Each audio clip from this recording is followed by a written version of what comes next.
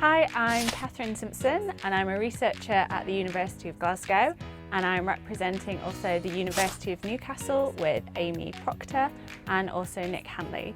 So in effect, we are working on case study number 5, which is how we can implement biodiversity offset schemes and new agri-environment policy in the UK.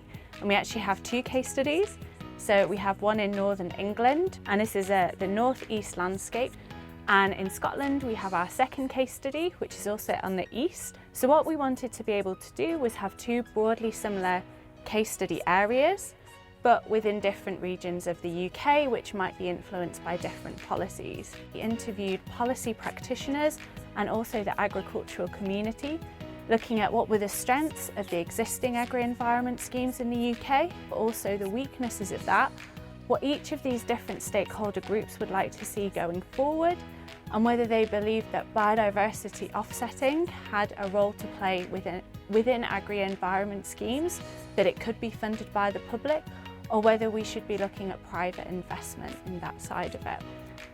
And the key lessons that we took away, so from the agricultural farming perspective, was that they were really pro more private investment within agriculture, and that they felt being able to access alternative markets, so such as biodiversity offsets, alongside their traditional agriculture revenue. They saw this as a real positive for them.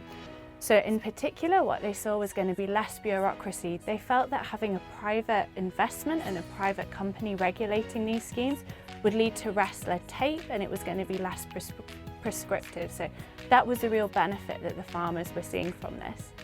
From the policy side of it, there was concerns on the monitoring of a biodiversity offset scheme running alongside a traditional agri-environment scheme, and whether we'd actually achieve the environmental outcomes that we were expecting if it was a private organisation that would be responsible for the monitoring of this. So that was the key lessons there. And the second part of our work was something that we call ecological economic modelling.